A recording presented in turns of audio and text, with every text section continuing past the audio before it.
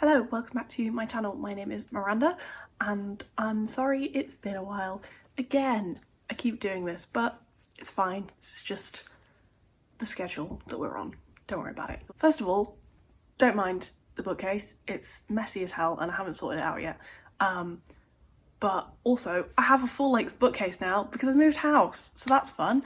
But yeah, I have this nice big old bookshelf behind me that I can fit almost all of my books on, which is pretty amazing. Moved house, still organising this and everything else, so bear with. I want to talk to you today about all the books I read in the month of November, because there were some really good ones and some weird ones, and I had a good time generally. It was fun. So yeah, we're just gonna get started with the first book that I read, which was The Hollow Boy by Jonathan Stroud. This is the third book in the Lockwood & Co series, which I've been reading this year and absolutely loving my time with. It's so much fun. So the Lockwood & Co series is a kind of middle grade slash YA, it's kind of on that cusp, I would say, series about a group of children who, in a world where ghosts are real and malevolent and scary, but children are the only people who have the ability to see them or sense them in various different ways.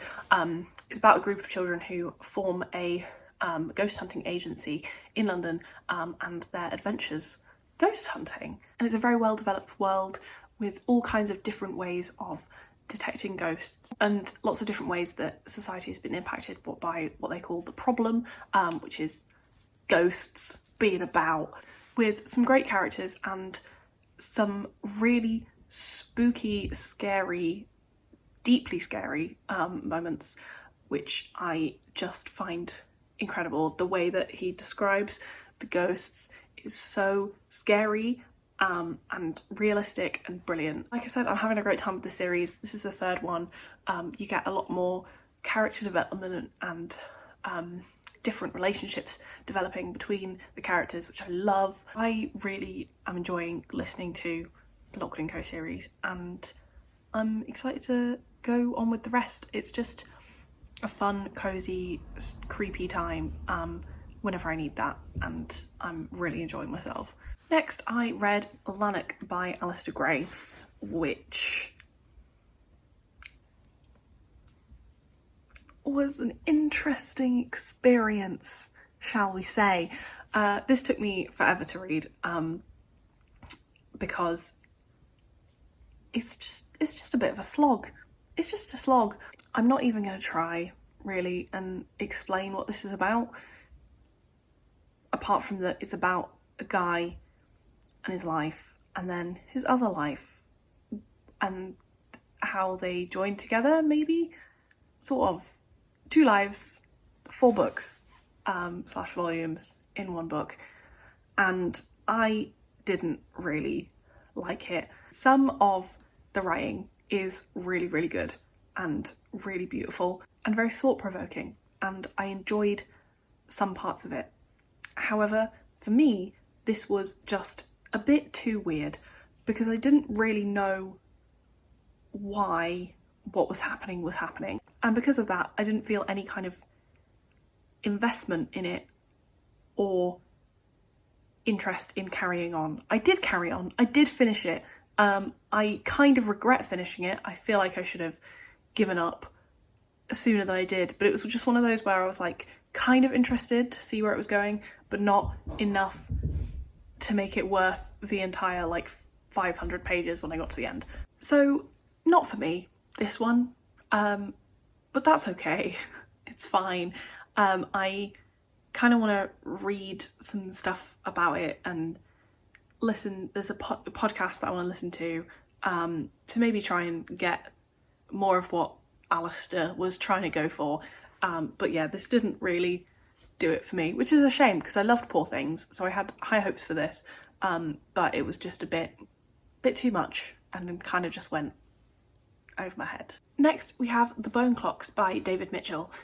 This I borrowed from the library and I've since returned it, so I don't have it anymore, But I loved this book. I had such a fun time with it. It kind of goes all over the place, so it's quite hard to give a brief summary, but it starts off with a teenager called Holly, who as a child heard voices and saw people that she calls the radio people, and then was cured of it. Or was she? But she runs away from home, and because her mum is being a dick and she's a teenager, she runs away from home, and then really weird stuff happens. And then from there, it just goes everywhere. There's so many different strands of this story. There's so many different characters, and I adored seeing it all unravel. You change character perspective every sort of 100 pages or so, which I did really enjoy, because you get to know all of these different characters really well, even though I did enjoy hearing from some of them more than others, which is just kind of natural with this storytelling style. But I felt like each one of them had a very distinct voice and point of view, which was very impressive. And I found it really hard to put this book down. Like, I just wanted to read it all the time and find out what was going on, and carry on being in the heads of these characters. So that was really, really fun. There's one perspective especially that I loved, which is from a man who is a journalist in the Iraq War, and that was so interesting and well done that I just kept thinking about it whenever I wasn't reading, and then since I finished I've been thinking about it. Really enjoyed that one. It was a great read. If you have read it and you enjoyed it, I would recommend Build Your House Around My Body by Violet Cooper-Smith, because they are told in a similar way, where there's different perspectives and a lot of different stories all kind of coming together in one. So yeah, they all sort of meld together at the end and make sense. And yeah, they're both very different, but if you liked one, I think you'd like the other. Then I read The Obelisk Gate by N.K. Jemisin, which is the sequel to the 5th season. It's the second in the trilogy, the Broken Earth trilogy. I liked this. I didn't like it as much as I liked the 5th season, which I reread this year because it had been so long since I read it the first time. I was like, I need to refresh what actually happens. Yeah, I reread it and really enjoyed it, and then didn't enjoy this one quite as much. This is a fantasy series where Earth is inhabited by people, and then a kind of people who have power to sort of control the Earth and use it and move it, called Origins. And like I say, I really liked the first one. It's so interesting, unlike any fantasy I'd read before. And this one, I feel like it just kind of lost its way a bit. It didn't have the same momentum, partly because in the first one you are following people on a journey. You're also following lots of different characters at different places. This one has less of that. You're more in one place, and it's more about exploring the kind of theory behind why people can why people have these powers. But I didn't feel like those things were particularly well explained. I don't know, this was a bit disappointing to me. I will probably go back and finish the trilogy at some point. Can't say when, because I'm really bad at finishing series. But yeah, I still like this, and I still really, really enjoy the characters and the world. But yeah, this just wasn't as good. Sorry that the light is getting really bad. Perils of filming in winter.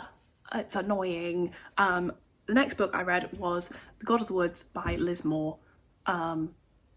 This is a proof copy, and thank you very much to publishers for sending it to me. I actually listened to the audiobook though, even though I had a proof, which is a bit rude. But yeah, this is a kind of thriller-ish. It is set primarily in a summer camp in the Adirondack Mountains, which is I think in New York State in the US, and it follows a family after their daughter goes missing from the camp, but the twist is their son also went missing and was never found, like 10 years before, something like that. So yeah, you follow the family, the different characters in the camp, friends, so it flips between times, between characters, and primarily it's about this this camp and its very rich, unpleasant owners, who are the family that the two children go missing from, and their kind of attitudes and secrets that damage the people around them and make life unpleasant. But it is also a sort of fairly straightforward, interesting, exciting thriller where you just want to know what's happening and you want to know what's going on, but written well with lots of good characters that feel very defined. Didn't like blow my mind, but I did really enjoy the kind of commentary on the like American upper classes and their sort of lifestyles and how they treat women and girls specifically, and the kind of toxic masculinity within those communities. I really enjoyed this. Glad I read it, had a good time. And the last thing I read in November was The New Life by Tom Crewe. This came out last year. It is historical fiction set in the 1890s, about these, well, starts off with two marriages, primarily focusing on the two men. It alternates between their perspectives, and they are writers and thinkers and trying to sort of push forward new ways of living the new life into society, new ways of being married, new ways of loving people, suffrage, but primarily around sex and sexuality and homosexuality. And I loved this. I knew I would, because it's very me. It's a very me book. It started off and I was kind of struggling to get into it, and like every time I was picking it up I was really enjoying it, but I just was going quite slowly with it, and then it got to about a third from the end and I just had to keep reading. Like I couldn't put it down, which was not the kind of experience that you expect from a sort of meditative historical fiction. These characters just felt so real to me, and their pain and awkwardness and love that they feel was just so strong coming from the page that I was just like, I was just kind of hooked by it. There's so much angst and longing and just, pain and love and happiness in this, and it's almost overwhelming to read about sometimes, but it feels so real and so human, and I was really, really impressed by the way that Tom Crewe writes about just human beings being people and their relationships, and it just felt so raw and real and beautiful and ugly at the same time, and I loved it. I really, really loved it. So those are the books that I read in November 2024. I had a great time. It was generally positive, although not like amazing, but yeah, had a good time. And please let me know if you've read any of these, if you want to read any of these. As always, I love hearing from you, and yeah, I'll see you in the next one, whenever that may be.